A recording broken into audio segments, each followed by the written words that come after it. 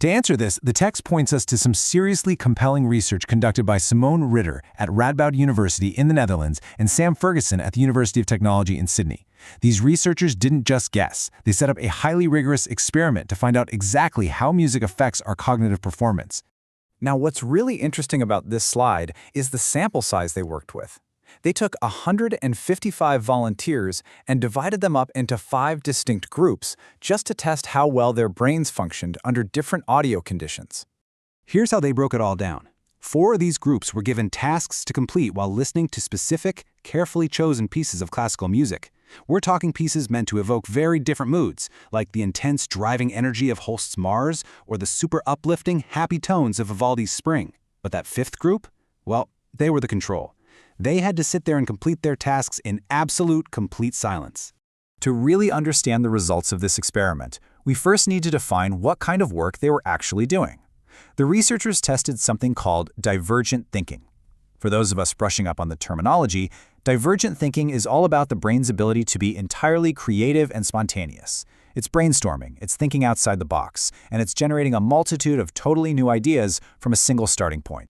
And the results for this type of thinking were absolutely phenomenal. The study found that listening to happy, uplifting music, like Vivaldi's Spring, significantly boosts your ability to conquer these divergent creative tasks. The music literally helps your brain open up and generate fresh, innovative ideas. It's like a spark for your creativity. But let's be real, we don't just do creative brainstorming all day, do we? This brings us to the other type of cognitive task they tested, which is convergent thinking. In stark contrast to divergent thinking, convergent thinking relies heavily on strict logic to find a single, correct answer to an existing problem. Think about doing complex math, data entry, or figuring out a really precise logistical puzzle. So how did music help here? Well, it didn't. At all. The study found that music has absolutely zero positive impact on convergent thinking. In fact, if you're sitting down right now to solve a strict logical problem, you aren't doing yourself any favors by blasting your favorite playlist. You are actually much better off working in total silence. And this brilliantly illustrates the core takeaway of this research. You have to match your audio environment to your specific task. If you need to be creative and divergent, put on that happy music for sure. But if you need to be intensely logical and convergent, turn the music off and embrace the silence.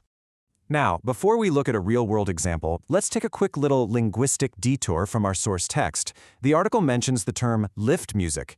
For those of you who might be more familiar with American English, you'd call this elevator music. You know the sound. It's that bland, uninteresting, highly synthesized audio wallpaper that just gets pumped into corporate lobbies and waiting rooms.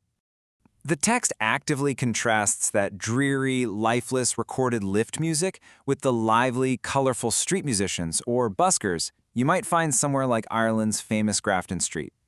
It just goes to show that not all background music is created equal, right? The type, the energy, and the source of the music dramatically alter its overall effect on us. Let's move to and see how this builds in Section 2, inside the operating theater. Leaving the everyday office desk behind, we're heading into the ultimate high-stakes workplace where focus literally means life or death. Our source text introduces us to a few different surgeons to see exactly how they handle sound while operating. First up is Ramon Tahmassebi, an orthopedic surgeon. His philosophy is incredibly straightforward. He says, quote, "If I play cool music, it puts me in a better mood and I perform better." He firmly believes that his personal emotional state directly translates into his physical surgical performance.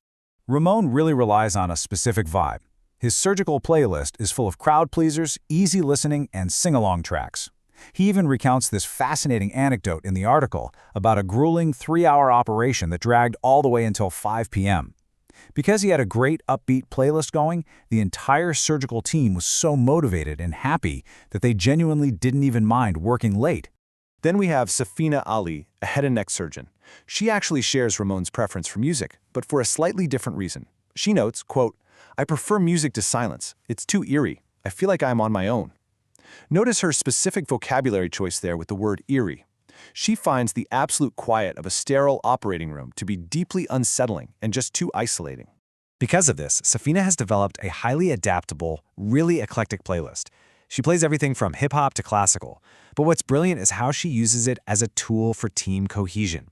She'll play Bruce Springsteen to keep her older boss happy, but she specifically rotates in contemporary artists like Taylor Swift to stimulate conversation and build a relaxed rapport with the younger nurses in the room. It is such a fantastic image, a surgeon using pop music to bond with her medical team. So the crucial point is, while some surgeons thrive on a soundtrack, others absolutely despise it. Enter Samer Nashef, a cardiac surgeon. His stance is totally uncompromising. I never have music in the operating theater. When you're doing incredibly complex heart surgery, his view is that music isn't helpful. It's nothing but a dangerous distraction. And he offers some highly practical reasoning for this, beyond just the intense concentration required. He points out that a heart operation team often consists of up to 12 people. As he puts it, finding a single musical genre that perfectly appeases the varied tastes of a dozen different medical professionals all at once, it's basically impossible. If we map these differing surgical philosophies right back to our earlier research, it makes perfect sense. The surgeons playing music are trying to create a positive, relaxed, almost divergent team mood where communication just flows easily. But the cardiac surgeon, he's dealing with incredibly precise, logical, high-stakes procedures. He requires strict, convergent focus. He needs to eliminate all distractions to solve the immediate physical problem right in front of him. And that brings this explainer to its final, essential lesson. It doesn't matter if you're writing a complex email, brainstorming a new marketing campaign, or literally performing heart surgery. Your audio environment strongly dictates your cognitive success. You just have to match your soundtrack to your cognitive demand.